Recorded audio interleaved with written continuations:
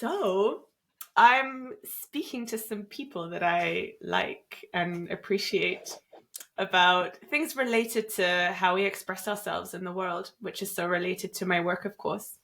And today I'm here with Raven Connolly, who is a facilitator, social theorist, bodyworker. Hi, Raven. Hi, Kim. Thanks for Hi. having me. It's so great to see what you're doing and for you to invite me to speak to you about your interests and how our work overlaps in the world. And I'm super excited. Yeah, it's really fun. I'm really looking forward to doing this. And I guess to set some context, we met at Nordic Women's Gathering a couple of years ago, and then you ended up coming over to Stockholm to stay with me, and we were making music together, and so we've been speaking a lot, and I loved how you really held this role at the Nordic Women's Gathering you came to for, you know, really bringing the intellect and speaking into different topics that are related to, in that sense, what it means to be a woman in today's world. Um, and I just knew you would have some great insights also about things related to, well, about what we do in Amplify and what it means to express yourself in an authentic way. And Mm. I loved that you were just sharing a story when I stopped you and said, I want to press record. Do you feel like speaking into a little bit what it's been like for you to come from the US over to Northern Europe? Yeah, sure. It's been a big culture shock. When we met, I was just at the end of the summer, and I had been at all these festivals, and it was the first time I had gone to festivals in the States, and was traveling around with my then partner and dancing, and just in those spaces you have so much room to be yourself, so much room to come out of your default identity and express and explore other modes of being, going into your more animal self or your spiritual self, or like all of these different roles. Like the identity becomes so much more fluid, and you're inside of this container with other people where that is seen as a bid for play. It's not seen as something that is uncomfortable or out of bounds. It's actually an invitation into a more dynamic and mythic way of interacting with others. So I was just in peak like openness when I flew to Copenhagen. And then I like got out of the plane and got out of the train and went outside, and I was like, oh my God, where am I? Everyone looked the same. Everyone was wearing the same clothes. They were all on their little bicycles. They were all just like these beautiful Danish people on their bicycles. And I looked completely out of place. I looked like a big hippie. I was like, okay, things are gonna be different here. I'm gonna find out how I fit in. And then I traveled to the Nordic Women's Gathering. Even there, I could feel that there were cultural differences between me and the Swedish people there, the Swedish women there. And then over the course of the last year, I spent quite a lot of time in Stockholm and getting to know like the different cultures in Northern Europe. I remember there was one time when I was listening to Beyonce while walking down the street in the middle of the winter in Stockholm. And I was dancing. I was like in my space, like just grooving. And I could just feel that people who were walking by me, they were not into it.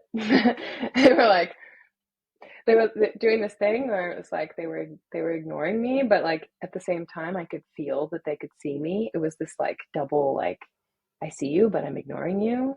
There's this like disapproving kind of attitude. And I've just had like more sampling of uh that type of vibe, now that I've been in Northern Europe more. And it was it was interesting for me because coming from American culture, which is super individualistic, if you're doing something in public that other people don't like, it's like, whatever. It's like, your problem. You don't like it, your problem. Like, I'm loud, I'm here, I'm dancing, I'm doing my thing. And you see other people doing it too. You're like, oh, there's that person over there. They're doing whatever they want. And everyone's kind of just doing whatever they want. So, there's a lot of ownership of the individual in that context. Whereas what I found when I came to Northern Europe, people are super socially aware. They're aware of, like, am I taking up too much space? Am I doing something that's intrusive to someone else? Am I bothering someone else? Like, is the music too loud? Am I being distracting? There's a sense that, like, you can feel the attention of other people in the space. And there's a sense of attentiveness to how much attention you're taking with your actions or your behaviors or the way that you look or the way that you speak, and trying to kind of keep a social harmony so that there isn't too much attention moving to you. And this was something I found actually quite fascinating, to think about how attention is different in different cultures and how people think of attention differently. Because in American culture, it's like, me, look at me, look at what I'm doing. I'm different than everyone else, and it's like you're making bids for people to look at you and to engage with you, and you want this extroverted quality, especially like in the West Coast, which is also much looser and much more explorative and weird than a lot of the East Coast culture, and that's where I'm from. So I found myself adapting, actually, and learning how to kind of put on this social mask, and trying to learn how to, like, spread my attention into the space and think about how others are perceiving me when their values are such that I shouldn't be taking their attention without them, like, basically asking or consenting to it. And that has been a big change. I like to think of it as, like, before I was kind of like inside out. The inside of me was, like, exposed. And now then I went through a phase where I was, like, trying to put the inside back in and, like, build an outside. And I think some of that just was being exposed to the judge. This is an archetype that I think quite a lot about now. And the eye, like in Turkish cultures, there's this idea of, like, the evil eye, so we have this sense of, like, there's this eye of judgment that can kind of exist in social space. And for whatever reason, I don't know why, I never really felt judged in my culture before. It just didn't really, it wasn't a thing. I don't know why. I'm sure other people feel judged in American culture, but for whatever reason, I didn't experience a tremendous amount of judgment. And then coming to Northern Europe, suddenly I was like, oh my God, there's this like energy, this like social pressure around me of judgment. Like, people are thinking, what are you doing? Why are you doing that? And Who are you? you can just feel that they're thinking that. It is quite intangible, right? But, like, what you're describing is a difference in feeling in the field from Oh what yeah. you're used to. What I find really interesting is, I mean, I'm British, but I've also spent many years living in Stockholm, and I can identify that quite naturally I'm used to doing that thing where I have those feelers out into the general space around me, and I'm very aware of how am I being received, and how am I how am I participating in this sharing of the space and sharing of the attention, just like you're talking about. So actually, what I am, like, one of the big theoretical pillars of the Amplified program is that I talk about these antennae, and how in people who are really holding back a lot a truer expression of themselves, the antenna gets sort of overtuned to the world outside. And what we're doing is actually teaching them to tune a lot more back inside. So that, of course, because there's something very beautiful about that collective awareness that we have in Northern Europe. But Mm-hmm. it can become out of balance when there's too much focus there. So it's very interesting for me to hear you talking about, your process of then learning to go more from, you were already going more from the inside out, sort of like a lot of the end point of what we're doing in Amplify. But for you, being in Northern Europe has meant teaching yourself to do the other thing. Yeah, exactly. Yeah, and then also realizing that stepping into my authentic self in the context of this kind of culture is a different type of act. I think I really have tried to kind of dialectically incorporate more of this attuned social awareness, and I'm still practicing. Uh, yeah, I'm still practicing. I really needed to practice and still do. But I don't see that as like the end goal or something. It's good to have that awareness, but at the same time, it feels like dangerous to go too far into that direction because oh my gosh, there's so much judgment, there's so much projection in this world, and you can't form yourself in response to everything that everyone thinks about you. It's an impossible kind of task. And it's really it's a kind of squandering of our precious kind of cognitive resources. We only have so much. And if we're constantly trying to attune ourselves to what other people think and trying to meet their expectations and keep ourselves inside of those kind of projected boxes, then where are the resources to understand what we actually want and live on our life path? You don't have any. You've already spent. And there's this very delicate kind of tension here because you can get pulled in either direction, I think, quite easily, depending on the culture, depending on the context. And we're obviously like very sensitive to judgment because it threatens our belonging. And we do need belonging. That's one of the basic needs, feeling like we can be safe in a social context. But the other thing that we also need is being recognized for who we truly are. And if you don't have the resources within to look inward and to discover that, because there's so much is spent on being what you need to be in order to fit into the social expectations, then how many years are you spending kind of not attuning to this deep need for recognition? And that's something I think is very curious to do kind of within a Northern European context. Like, what is like a self-actualization path for people who are living in this kind of culture? Sprinkle a little bit of like this kind of individualistic vibe, just a little bit, like find yourself. Who are you? And there might be social costs to being different. You might not be liked as much by other people, or you might end up dealing with judgment. Or for example, with women's work, there's the line that we like to say: when a sister shines, you shine also.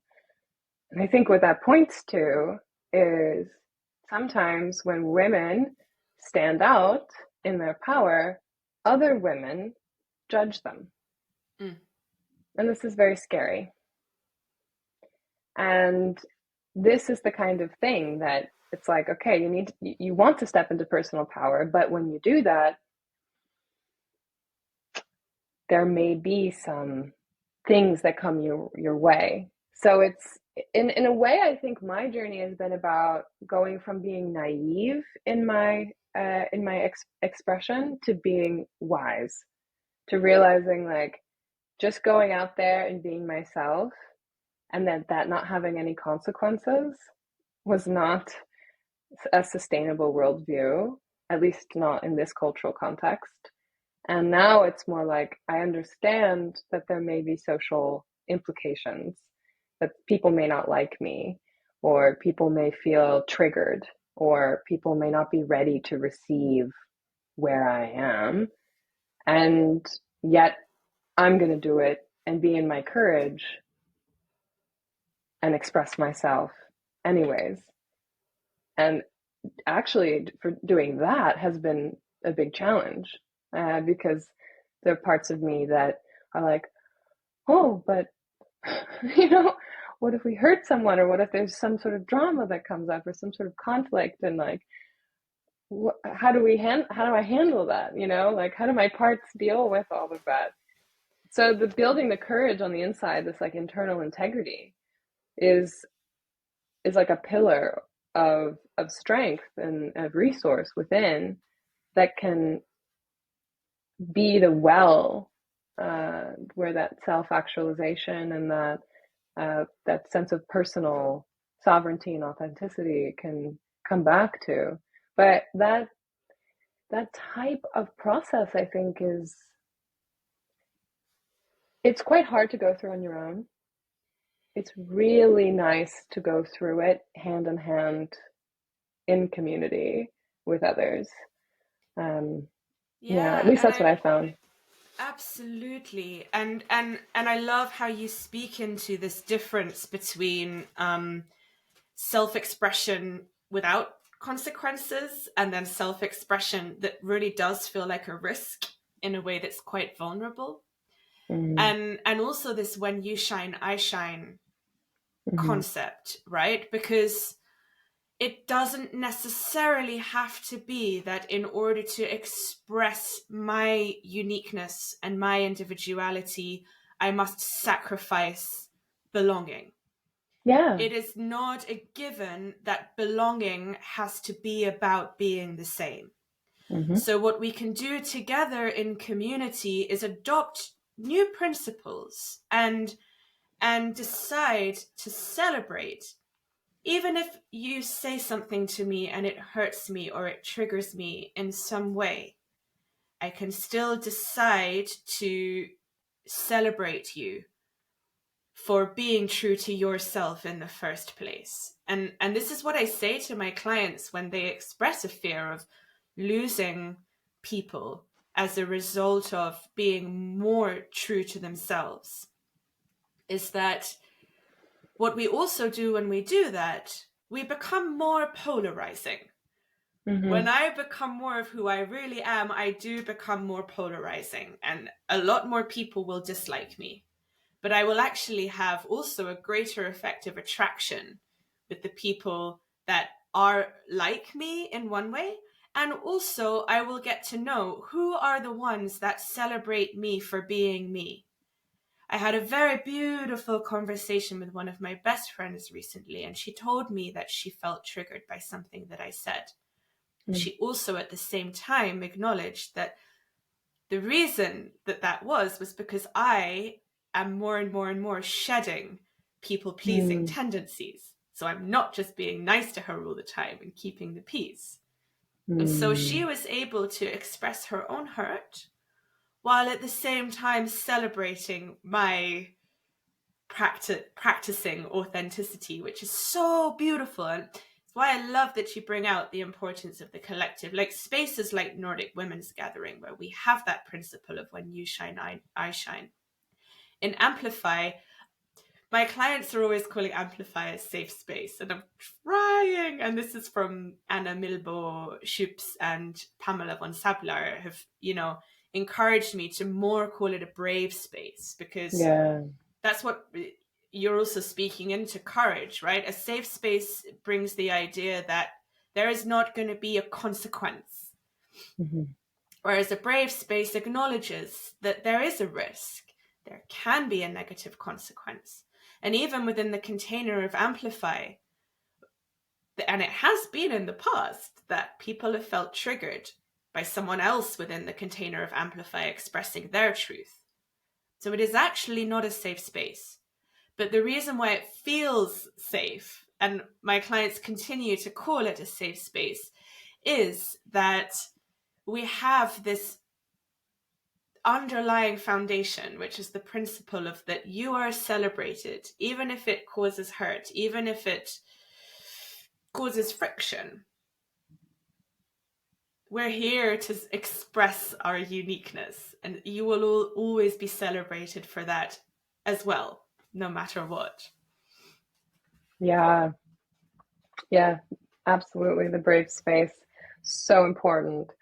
So important. And doing this in groups and communities, like especially ones where you can set particular kinds of containers, like you're saying, like these are the principles we're reaching for. We're reaching for the brave space.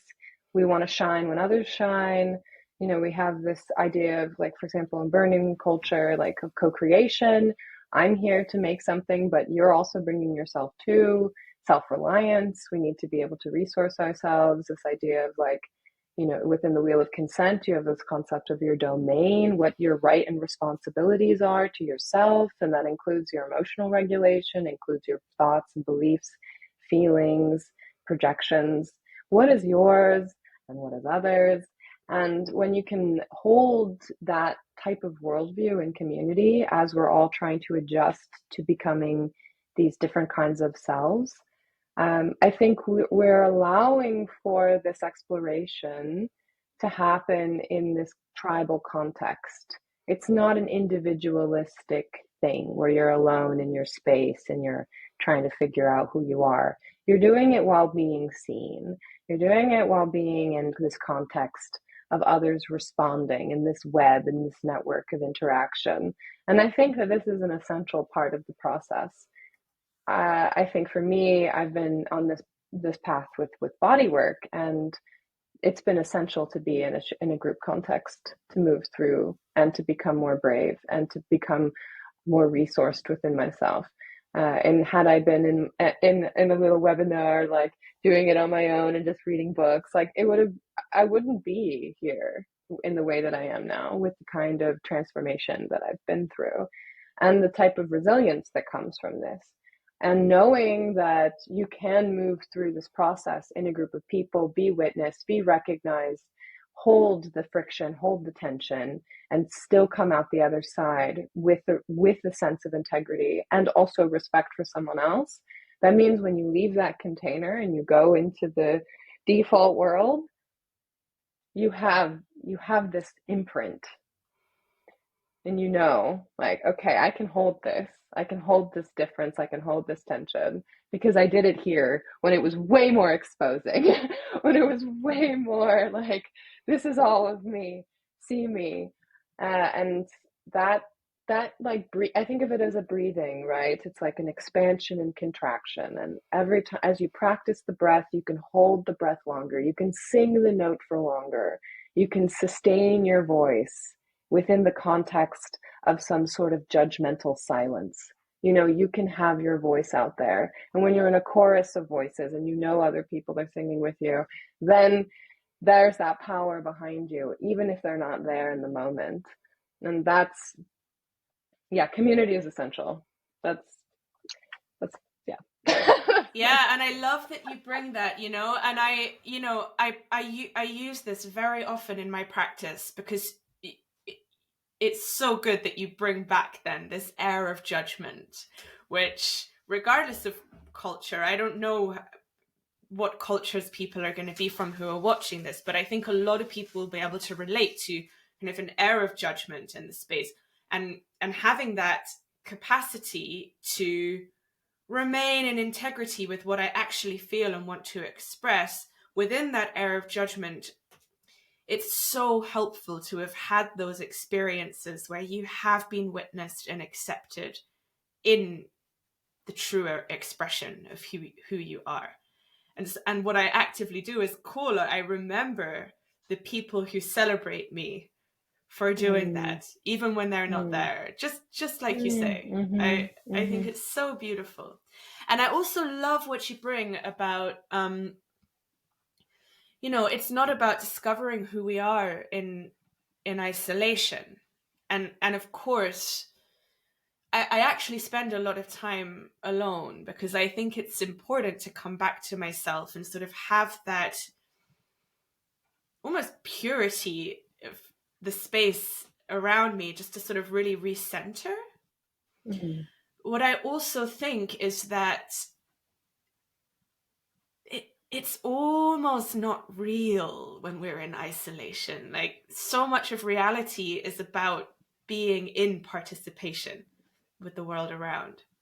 And what I think about sometimes is I do notice different flavors and aspects of me depending on who I'm interacting with.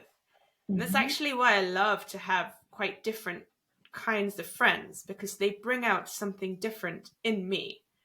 Something that actually interests me quite a lot is, what is that line between who I really am and then what other people bring out of me when I'm in my presence? Like, my authentic expression is not a singular thing, right? Yeah, Like, yeah, absolutely. I think that there's something that happens with identity when you go down this path where I like I'm going to use like a technological metaphor, which is like interface. You know, we have these different interfaces that we're interacting with, right? And personality is like a series of interfaces. Like for example, you and I, we have certain interfaces we can connect on. We both like to sing. We both like to be intellectual. We're both involved in women's work. We're both interested in self-actualization practices. So there's all of these different things that we can do, but we can also like drum on the drums together, and we can dance together, and we can get into like our more like primal animal nature together. And those are all little points of interfacing where you and I can be legible to one another. There's like an embodied conversation, like a world that we can enter into where there's a kind of metaphysical, there's a logic, there's a way of being where we can both jump into the game and play. But if I was, and I'm not, but if I was like into math or something, then then then somebody and someone else, I may like be able to jump into this other kind of logic and this other kind of story, and play with another kind of person in that aspect, in that interface with their being. And this is something like where it's almost like there's at least how I understand it is my core self starts to become more like an energy. It starts to become more like this well of presence.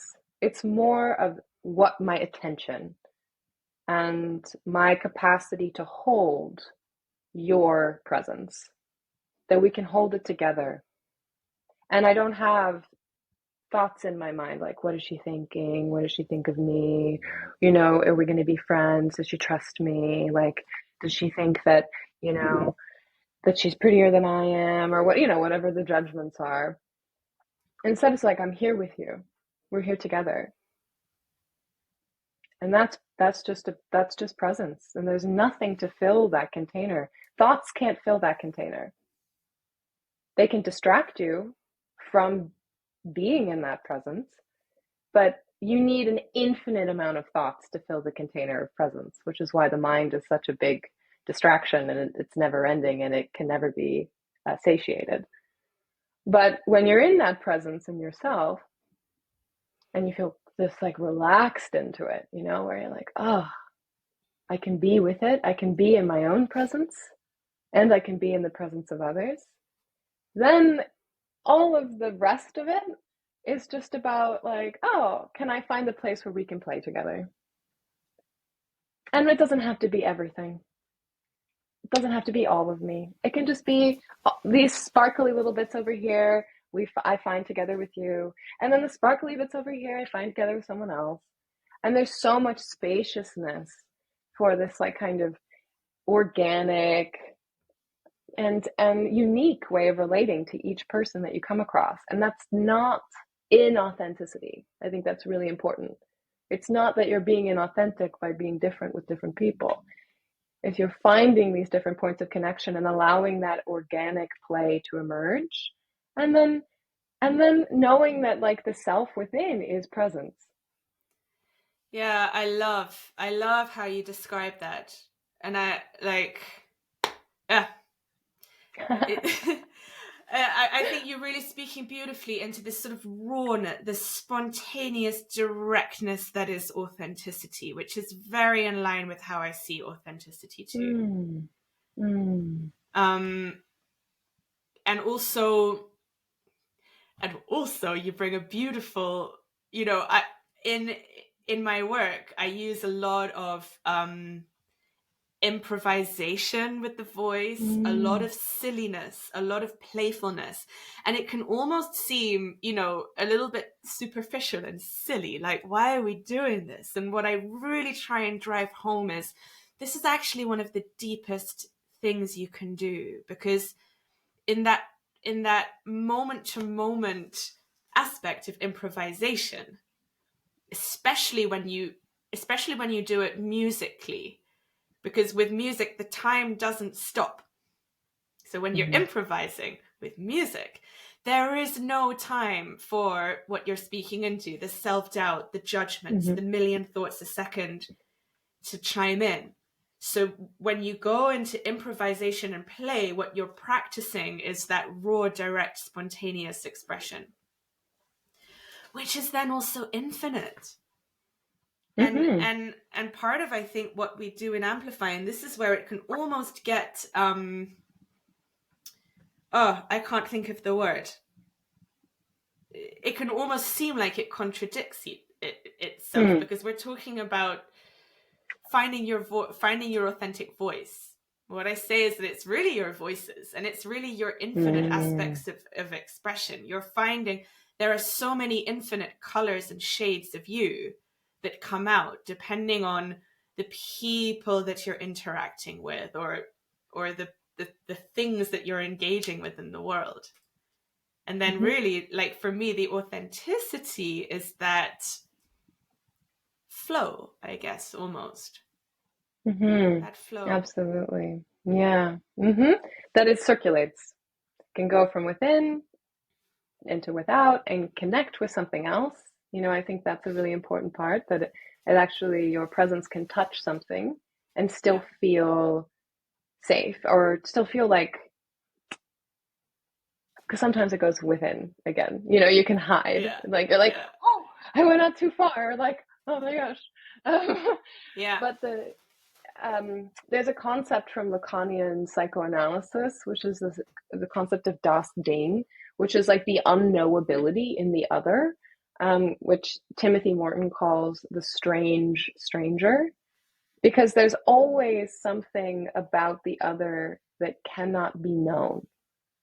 We're looking into someone's eyes, even someone that we know so well, we've known them our whole lives.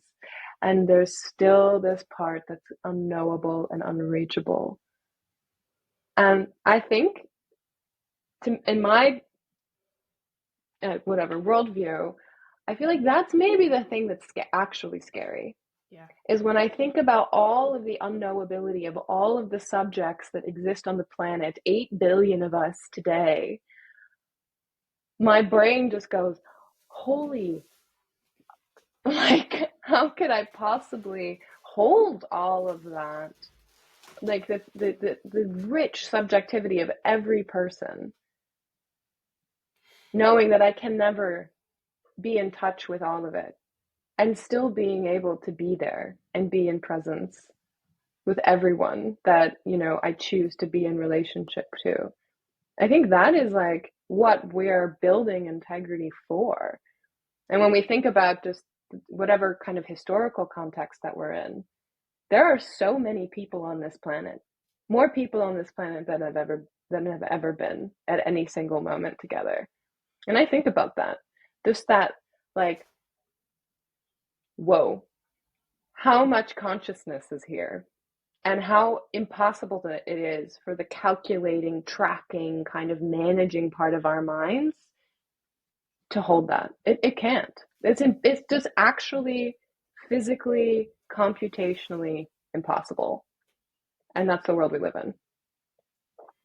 Yeah, and I think, sort of flipping that, part of the sort of, or maybe to me, the utmost tragedy of the human condition is that I will never be fully known.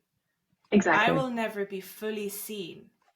Mm-hmm. And so often when I trace back, if I'm not feeling good, if I'm feeling depressed, anxious, whatever, if I trace it back, there's this sort of core cold loneliness that I Mm-hmm. that I you know, it's that separation.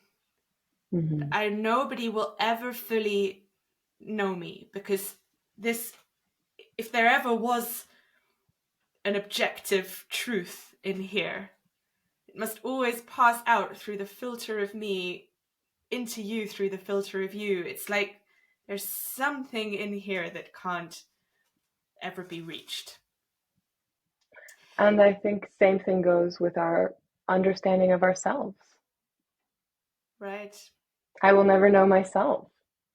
I remind myself of that. I'm like, I'm unknowable to even to myself.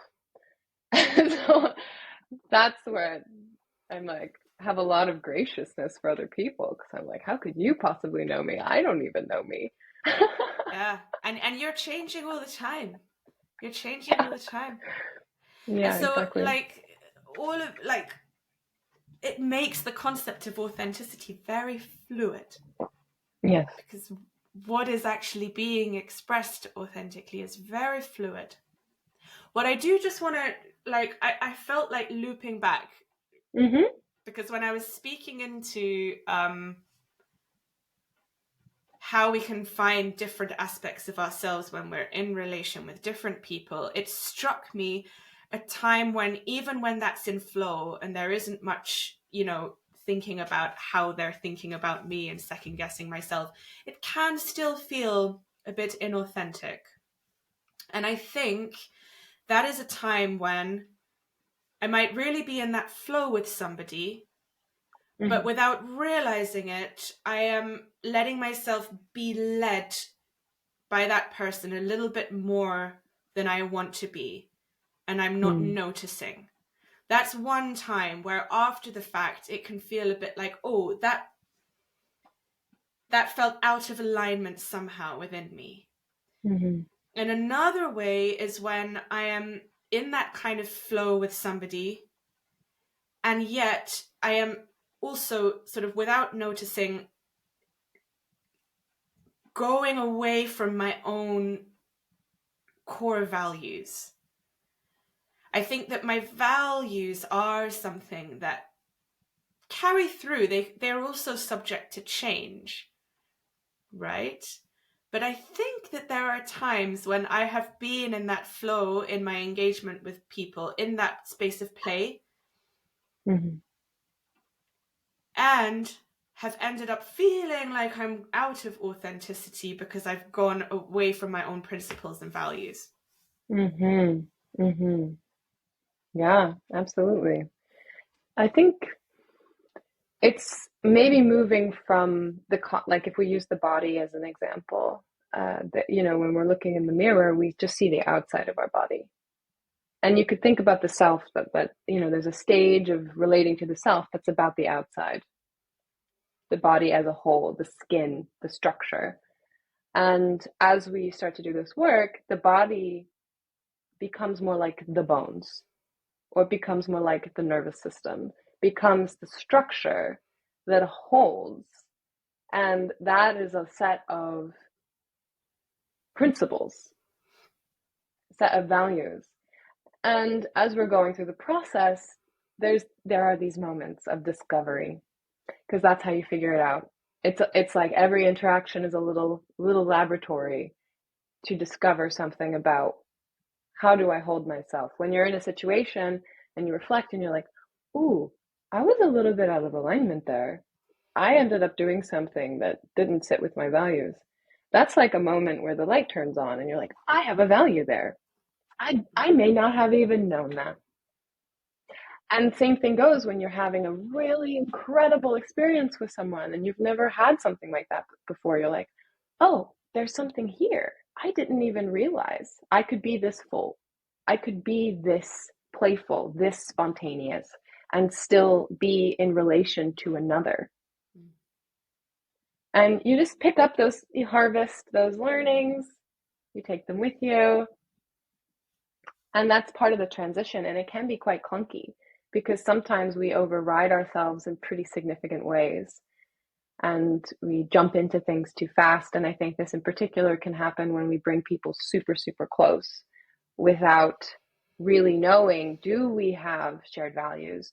Do we enter into a bone structure that actually can hold both of us, all of the fleshy parts of us? And it's super seductive to do that. I've done it so many times in my life where I've jumped so close to someone so fast and allowed for myself to be led before knowing, oh, do we share the same? Or do we share enough of the same? Or do we have complementary structure within ourselves? And that's like soul karmic stuff. You're like, then you're really in the shadows. Then you're like, okay, here, we're dealing with excavating all of this stuff. And some relationships can hold that, and some relationships can't. And that's another part of the tragedy of the human condition. It's like sometimes you go through the shadow with someone and you come out of it and you're like, whoa, we fucking climbed through some shit together. We went through the wilderness and we came out on the other side. And sometimes you go through the wilderness and there's not a shared path out. You have to go your own way. But harvesting these learnings and incorporating that instead of going, being like, okay, I learned more about my values. I learned more about what I stand for. I learned more about my bone structure and what I can go through and how I can be brave and how I can reach for more of what I want to create in the world and be in relationship with others. And now I know I have that wisdom embodied within me. And supporting others in doing that when you identify, like, okay, you're going through the wilderness right now. You can do it. But it's you. It's you. That's the other thing. Like, other people can't, like, do it for you. I think that's another part of the brave space. Like, it's yours. Yeah. Yeah. Yeah, it's another part of the brave space. And I think it's another part of that, like, core lonely feeling sometimes that, like, whoa, this is mine to carry and nobody can carry it for me. I can always feel supported. And it's about this connecting with the resources of strength within me that allow me to know, exactly like you say, that I can walk with my back straight, my shoulders back, and I can keep going. While I can also just surrender sometimes and let myself be held by the ones around me. Yeah. And I think there's compassion for the fact that we're all having to carry our own burdens.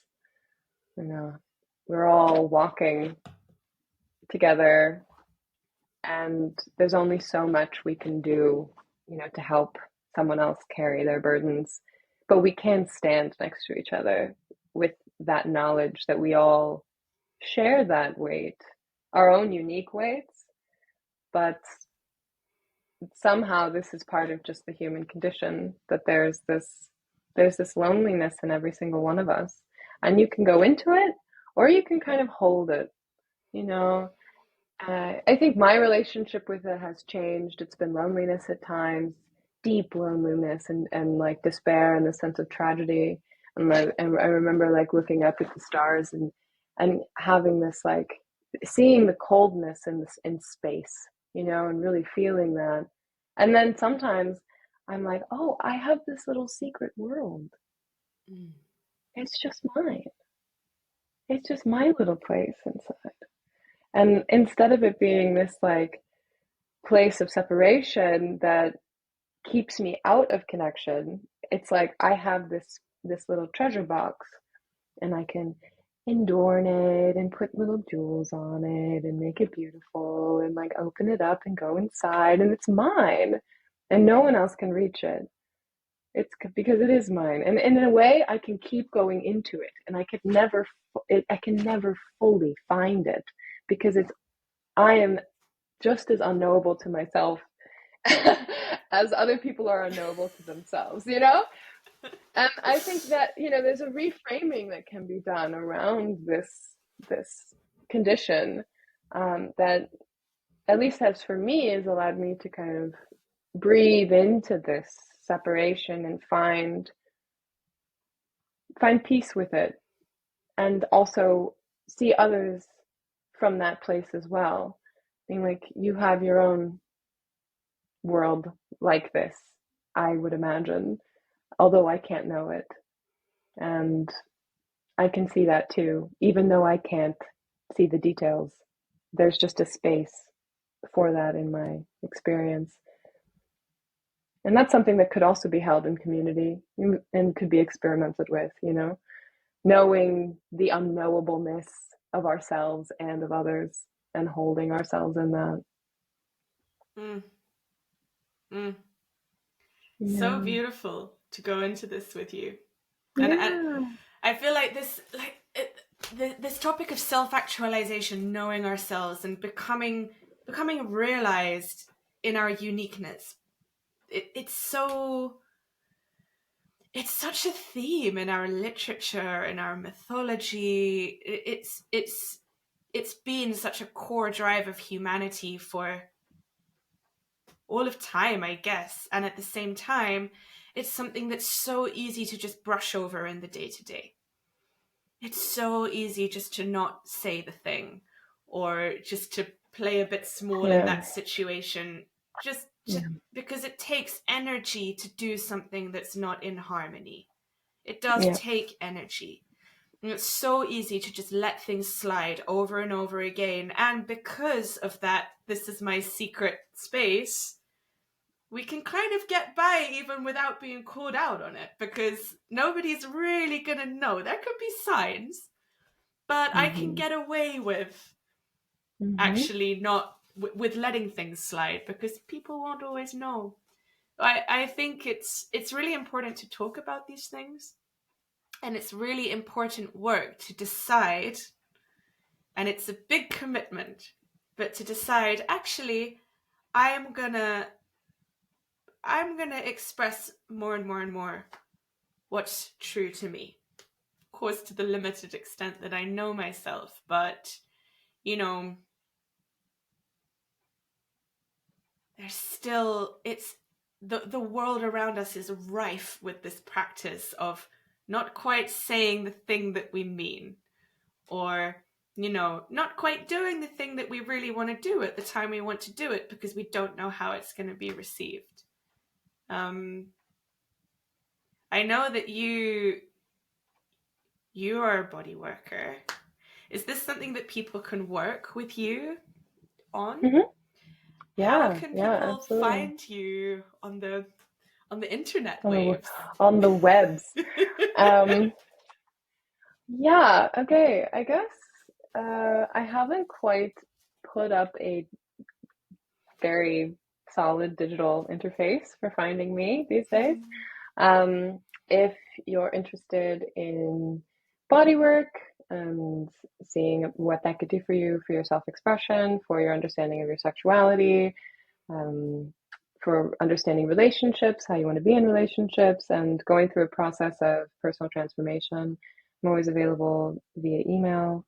And my email is just ravenconnolly@gmail.com.